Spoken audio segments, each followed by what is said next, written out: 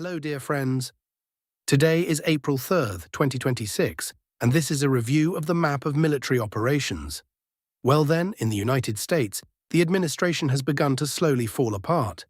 Remember, the head of the counterterrorism department left on his own due to disagreement with Donald Trump. Yesterday, Trump fired the Attorney General, and the Minister of War fired the Chief of Staff of the Ground Forces because he expressed his disagreement, or rather his opinion, regarding the prospects of a ground operation in Iran. This opinion did not coincide with and did not please Trump. It did not please the Minister of War, and so he was told, well, goodbye for now. Military operations on the front continue, and we continue to study the situation. So friends, what can I tell you? I can tell you that April began on the front, of course, very successfully for the Russian army. How much time has passed? 2 days, and already 2 settlements have come under the control of the Russian army. Plus, in one sector, the troops advanced as much as 6 kilometers. If such a trend continues on a daily basis, the month will, of course, be significantly better than March. But oh well, these are, of course, just dreams, so to speak. But let us analyze what has been happening on the front, and we shall begin with the Kharkiv region. Here, what we talked about yesterday happened. What was supposed to happen in the month of April. Namely, the fighters of the North grouping established control over the village of Verkhnaya Pisarevka. We actually thought and predicted that this would happen in March, but it happened with a 1-day delay because they announced the capture of the settlement on the 1st of April. In other words, I was wrong in the forecast, but I was wrong by only 1 day, which is probably forgivable. So, Verkhnaya Pisarevka is under Russian control, plus they have also consolidated in the forest areas east of the village, which should protect the settlement and the Russian positions there from potential counterattacks. What are the prospects now? Well, the Russian army is unlikely to cross the Siversky Donets to enter Rubezhnoye, because crossing the Siversky Donets is not an easy task. It is not the Volchya, not the Kazyony Torets, nor the Polnaya River, which is also here. No, the river is quite wide. In this particular section, it is 300 meters wide. Therefore, it is highly unlikely we will see a crossing. Of course, perhaps the Russian fighters will surprise us, and on some day we will learn that they did indeed cross and flew into Rubezhnoye, but I still think the vector of movement will go in a different direction. The Russian army will clear the left bank of the Seversky Donets, meaning clearing the forest areas, fortifying here, and then with a subsequent exit to Losevka and Shesterovka, so that a solid section south of the urban-type settlement of Vilcha falls away from the armed forces of Ukraine. Will it be possible to do this by the end of April? Well, in general, of course, it is theoretically quite possible, since the whole month is still ahead. And in the second half of the month, the foliage will appear, and it will become easier for the Russian fighters to operate. Meanwhile, in the Constantinovka direction, Russian units were able to occupy new lines on the southern approaches to the city. Fortifications in the fields of the agricultural technical school have already come under control, while battles for the educational complex itself are still ongoing. At the same time, Konstantinovka itself and its southern districts remain a place of combat for small groups, while airstrikes by the Russian Federation armed forces continue in its center and north. In addition, Russian operators of unmanned aerial vehicles are focused on destroying the transport and logistics hubs of the armed forces of Ukraine in Druzhkovka and Alexeyevo-Druzhkovka, as well as the infrastructure of the Ukrainian drone operators upon which they rely in defense. Along with this, the Ukrainian command is transferring reinforcements to Chasiv Yar and the settlements on the heights between it and Konstantinovka. And although they will hardly try to attack toward the Seversky Donets, Donbas Canal, they may very well try to occupy Stupochki or Predtechino. In general, the situation on the entire Konstantinovka direction remains tense, and despite the fact that small groups of the Russian Federation armed forces are already operating in the industrial zone in the center of Konstantinovka, nevertheless, it is too early to speak of full control over even half of the city in the current conditions. The Ukrainian units will tie down the Russian forces in the city for as long as possible, thereby ensuring the stability of the southern flank of the defense of the Slavyansk-Kramatorsk agglomeration. But on the Dobraoli direction, there is news, And the news is such that, in general, the armed forces of Ukraine decided to play a counter-offensive here against the center grouping. In other words, look, based on the results of March, Russian fighters occupied Grishino and began to move further in two directions at once, to the north and to the northwest. The command of the armed forces of Ukraine, of course, understands perfectly well what this threatens them with, and it threatens them with battles for Dobraoli in the end. And so they decided to seize the initiative and try to stop, and not only stop, but also win back Grishino from the center grouping. They began to stage assaults on the highway along the E50 route, utilizing armored vehicles, including armored fighting vehicles, infantry fighting vehicles, and even, attention, an Abrams tank, which, spoiler alert, the Russian guys successfully burned. In terms of manpower, they utilized, well, for a local sector of the offensive, also significant forces, they threw more than 30 Azov fighters into this assault. Well, we understand that Azov fighters are the elite, yes, by the standards of the armed forces of Ukraine. Well, the armed forces of Ukraine were ultimately unable to achieve a wedge into the Russian positions, despite the strong assault. The center is standing here like reinforced concrete. As for the Azov fighters, as I already said, they lost the Abrams, armored vehicles, and people.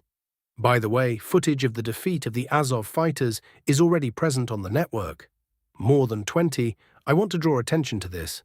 More than 20 Azov fighters ended up remaining in all these fields, in all these tree lines, and some of them were even roasted by first-person view drones. We shall see how long the armed forces of Ukraine will last here. I personally do not believe that they will be able to win anything back, as the legendary Rubicon is operating here on the Russian side. But whether they can slow things down, well, theoretically, yes. But we shall see. For now, they are burning equipment and people, and in general, when they assaulted on the 1st of April and got punched in the teeth, suffered 20 dead, burned armored vehicles, a burned Abrams, well, more than 2 days have passed since then, and they have not assaulted again. I know that some of my colleagues are predicting that this is just the beginning, that this is only the start and there will be a powerful offensive here, but I do not actually believe in this. Because objectively, the armed forces of Ukraine have no particular chances against the center grouping. Moving on. Further, oh, actually no, not further, but back. I completely forgot about Constantinovka. Yes, there was a very small advance there. Well, you see it yourself. Yes, a rectangle there, 150 by 200 meters. But despite the small area, the advance is essentially important, since we are already talking about the fact that Russian troops have begun to emerge from the industrial zone and occupy buildings in residential quarters already beyond the industrial zone. Here, they occupied 6 buildings in a small section. Well, yes, I should clarify. They are not residential buildings after all, but buildings related to manufacturing, but outside the industrial zone. In general, for now, everything is working out for the Russian army in Kostiantynivka, and even Ukrainian military analysts admit this. And now let us move to the breakthrough of the East grouping. At the very beginning of the month, they showed a most wonderful result. There was very good progress in terms of numbers of 6 kilometers, and a settlement was also taken. This is the village of Boykovo in the Zaporizhzhia region. What can I say? Well, magnificent, magnificent work. Despite the fact that they continue to face assaults by the armed forces of Ukraine in the north, although, of course, the intensity compared to February is like night and day. The intensity there is already very small. The armed forces of Ukraine have, after all, become somewhat exhausted. But nevertheless, they have to spend some forces there, and simultaneously they are advancing, and how they are advancing. Next in line is the village of Kristoforovka, since with such a front configuration, when the Russian army is pressing from the east and pressing from the south, the armed forces of Ukraine will not be able to hold the village.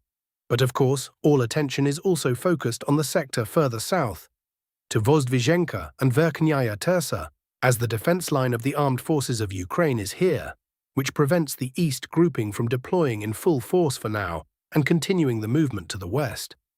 The battles on this defense line are fierce. The battles are heavy, but if by the end of April it is possible to break through this defense line, it will be an excellent result. Because once again, the defense line is powerful. I even showed it to you in videos. Well, let me show you again. It is for this defense line that the battles are currently taking place. Summarizing the first 2 days of April, 2 settlements and about 19 square kilometers of territory have come under Russian control. Well, 19 square kilometers of territory in 2 days is not exactly some kind of super result, in the sense that, of course, it has been significantly better in the same November or October, and even in December. But for the month of April, and March and April are traditionally dull months, it is quite a decent start.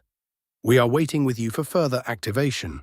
Well, that is all from me for today regarding the situation on the front. Now let us look at what is happening on the political arena. Politico writes that European leaders and representatives of defense departments are already preparing for a possible exit of the United States from the North Atlantic Treaty Organization, which Trump allowed for. The North Atlantic Treaty Organization is paralyzed. They cannot even hold meetings. It is quite obvious that the North Atlantic Treaty Organization is already falling apart. We cannot wait until the alliance is completely dead, stated a European diplomat. Well, it has been completely dead for a long time. What did you think? That if Trump did not talk about it, that some Baltic lions would crawl into a big war with Russia, and that the United States would immediately and automatically harness themselves into this for them? No, they will not harness themselves. I have already said this. In fact, this process began a long time ago. In the United States, normal, thinking Americans understood long ago that the North Atlantic Treaty Organization, that the interests of the United States no longer coincide at all with the North Atlantic Alliance, because some insane people have gathered there who want to arrange a big war with Russia. And besides, accordingly, all these members of the North Atlantic Treaty Organization, France, yes, Great Britain, Germany, did not even help the United States by way of allowing American planes to fly through their territory, or even the use of bases. They just said no. No one spoke about participating in the conflict. In short, Trump said that's it. No North Atlantic Treaty Organization for you. The North Atlantic Union is ending right in front of you. Everything is falling apart before your eyes. Absolutely. All that remains is to finalize everything, so to speak, with signatures and stamps, and to agree. Trump's war in Iran could provoke an internal political crisis in the United States, but not right now. Because the failure must be obvious, and for now, there are only signs of it, and the President of the United States still hopes to jump out of the trap into which he drove himself with the help of his superhawk Marco Rubio. However, no matter how it all ends, after the Iranian epic, a certain political restructuring awaits America. At its core, just as after the Vietnam War, will lie the postulate that American military power in the world is not absolute. This means it is necessary to use other methods to promote American interests in the international arena, by negotiating and taking into account the interests of other major players. This is exactly how the Americans in the 1970s achieved détente with the Soviet Union and a partnership with the People's Republic of China, which had an anti-Soviet orientation. Then, right up until 1991, the United States behaved extremely cautiously in world politics, although even in the 1980s, Ronald Reagan often resorted to alarmist rhetoric. No, in his interventions, he limited himself only to the occupation of Grenada and occasional bombings of Libya. Of course, there was also Lebanon.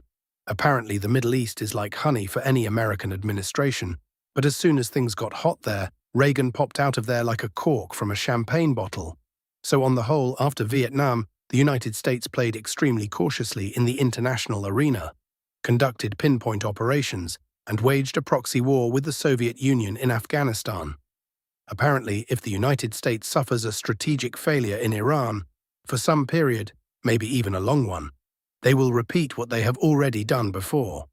But the claims of the United States to world hegemony will not go anywhere, and they will try to return to world politics as a superpower as soon as possible. At the same time, the President of the United States, Donald Trump, threatened to completely stop the supply of American weapons to Ukraine if European allies do not join the military coalition to lift the blockade of the Strait of Hormuz, reports the Financial Times newspaper. The strait remains closed for more than a month after the start of the war against Iran. About 1/5 of the world's oil supplies pass through this artery. Trump demanded back last month that the naval forces of the North Atlantic Treaty Organization countries take part in the operation to unblock the strait. However, European capitals refused, stating that this conflict is not our war. In response, as the newspaper's sources claim, the President of the United States warned of his readiness to stop the supply of weapons through the Pearl program, a European-funded mechanism for the procurement of weapons for Ukraine, and also did not rule out the complete cessation of American support for Kyiv. As a result, at the insistence of the Secretary-General of the North Atlantic Treaty Organization, Mark Rutte, a group of countries, including key members of the alliance, France, Germany, and Great Britain, hastily published a statement expressing readiness to contribute to the relevant efforts to ensure the security of passage through the Strait of Hormuz. One of the publication's interlocutors said that it was Rutte who insisted on the joint statement because Trump threatened to leave Kyiv without supplies. Then the statement was quickly drawn up, and other countries joined it later, as there was not enough time to invite everyone to sign it at once, the Financial Times source said. According to another interlocutor of the publication, Rutte told European leaders that Trump had become quite hysterical because of the Allies' refusal to support the operation in the Middle East. Moreover, the administration of President Donald Trump is conducting a comprehensive review of approaches to the North Atlantic Treaty Organization, including the issue of supporting European allies in the context of the conflict in Ukraine. This was stated by the United States Permanent Representative to the North Atlantic Alliance, Matthew Whitaker, in an interview with Newsmax. I think it is now perfectly clear that President Trump is evaluating and re-evaluating everything. Whether it is our participation in the North Atlantic Treaty Organization, our support for European efforts on Ukraine, or any other actions of the United States, the politician explained. Whitaker emphasized that Washington intends to review the parameters of participation in the alliance so that they correspond to a greater extent with the national interests of the United States. And what do you think about this? Write in the comments.